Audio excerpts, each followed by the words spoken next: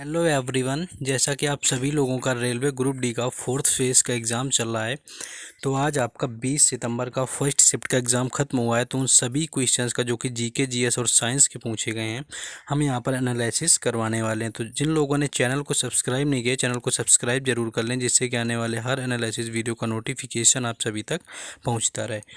तो चलिए बिना टाइम वेस्ट किए देखते हैं कि कौन कौन से क्वेश्चन आपके पूछे गए थे। तो पहला क्वेश्चन आया हुआ था, आधुनिक आवर्त सारणी में प्राकृतिक तत्वों की संख्या कितनी है। तो आज तक हमें 118 तत्वों की जानकारी है।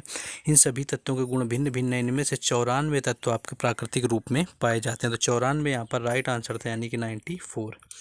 नेक्स्ट क्वेश्चन था कि अगर NaCl को NH3 से मिलाने पर क्या प्राप्त होता है, यानी अमोनिया को अगर NaCl से मिलाया जाए तो क्या प्राप्त होता है।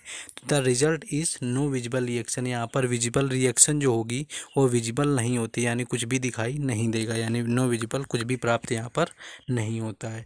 ऑक्सीजन वगैरह बन के ख़त्म हो जाता है। नेक्स्ट एक कुछ गोंड जनजाति से आया हुआ था कि गोंड जनजाति किस राज्य से संबंधित है।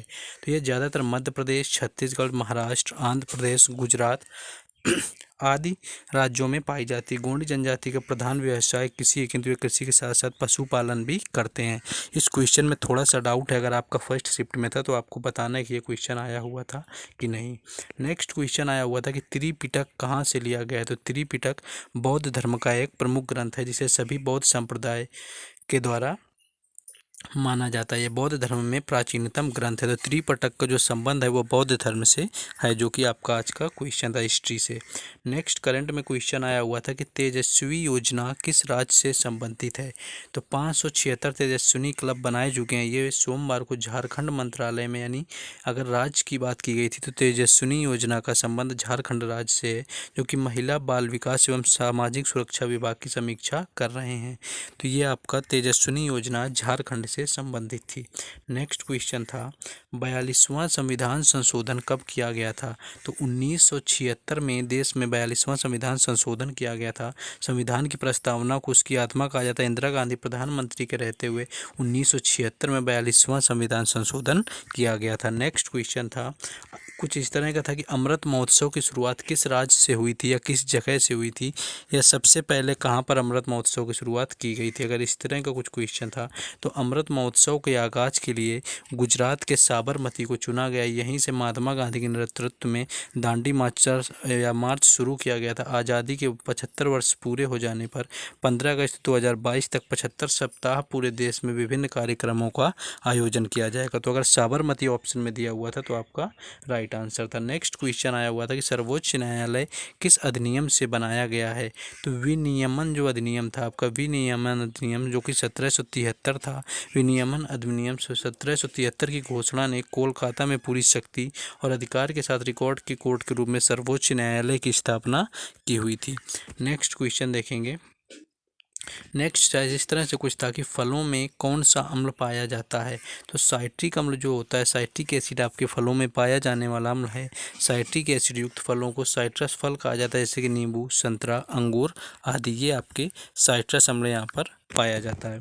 नेक्स्ट क्वेश्चन पूछा गया था कि सामान्य बजट और रेल बजट का एकीकरण कब किया गया था। तो गौरतलब है कि 2017 से पहले रेल बजट अलग से पेश होता था, लेकिन मोदी सरकार ने बड़ा बदलाव करते हुए इसका आम बजट में विलय कर दिया। बता दें कि अंतिम बार 25 फरवरी 2016 को रेल बजट पुरानी परंपरा के तहत अलग पेश किया गया था, यानी 2016 में अंतिम बार पेश किया गया था, यानी इसका एकीकरण 2017 में हुआ है। 2017 से ये एक साथ में बजट पेश होने लगा। नेक्स्ट क्वेश्चन था, आवर्त सारणी में बाएं से दाएं जाने पर परमाणु क्रमांक में क्या परिवर्तन होता है। तो परमाणु आकार आवर्त में बाएं से दाएं जाने पर परमाणु त्रिज्या घटती है। नाभिक में आवेश के बढ़ने से यह इलेक्ट्रॉन को नाभिक की ओर खींचता है, जिससे परमाणु का आकार घटता रहता है। नेक्स्ट क्वेश्चन पूछा गया था, अप्रैल 2021 तक भारत के मुख्य सूचना आयुक्त कौन थे। तो RK माथुर यहाँ पर आपका राइट आंसर था, जो कि ऑप्शन में दिया हुआ होगा कि यही शायद क्वेश्चन था कि अप्रैल 2021 तक आपके मुख्य आयुक्त कौन थे। तो RK माथुर यहाँ पर राइट आंसर हो जाएगा। नेक्स्ट कुछ इस तरह का क्वेश्चन था कि निम्न में से नेपाल से निकलने वाली नदियाँ कौन सी हैं।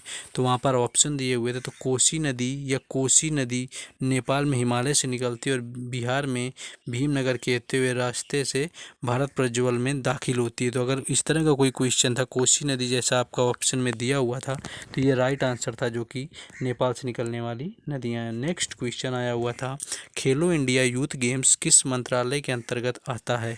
तो जून 2020 में खेल मंत्रालय द्वारा 4 साल में 1000 खेलो इंडिया केंद्र बनाने का लक्ष्य निर्धारित किया गया था, जिससे प्रत्येक जिले में कम से कम एक केंद्र खोला जा सकेगा। अब तक खेलो इंडिया यूथ गेम्स के अंतर्गत लगभग 217 केंद्र खोले जा चुके हैं।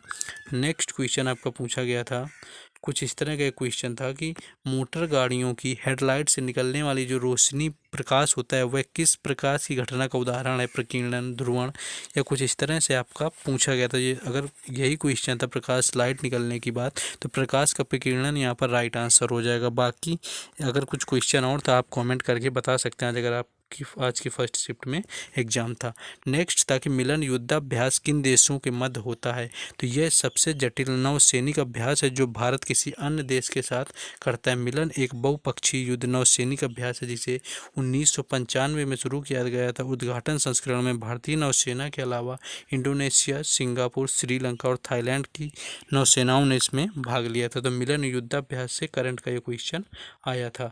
एक ये क्वेश्चन आपका हिंदी को राजभाषा से संबंधित था कि हिंदी को राजभाषा का दर्जा कब दिया गया? तो 14 सितंबर 1949 को मिला हिंदी को राजभाषा का दर्जा। तो 14 सितंबर 1949 यहाँ पर राइट आंसर था। इन क्वेश्चन की अगर आपको PDF चाहिए तो आप हरेंद्र GS अड्डा टेलीग्राम पर जाकर सर्च कर सकते हैं, वहाँ पर आपको मिल जाएगा, या इसके अलावा आप डिस्क्रिप्शन में लिंक दिया हुआ है, वहाँ से भी जाकर के आप इन क्वेश्चंस को ले सकते हैं। लिंक में जैसे ही आप क्लिक करेंगे आप टेलीग्राम में पहुँचेंगे और वहाँ आपको PDF मिल जाएगी। तो जिन लोगों ने चैनल को सब्सक्राइब नहीं किया है, चैनल को सब्सक्राइब कर दें, और अगर अभी तक बेल आइकन को ऑन नहीं किया है तो बेल आइकन भी ऑन कर लें, और वीडियो को लाइक तो ज़रूर कर देना है, क्योंकि आपको यहाँ पर हर एग्जाम का एनालिसिस करवाया जाता है। तो चलिए फिर मिलेंगे सेकंड शिफ्ट के एनालिसिस में। जय हिंद।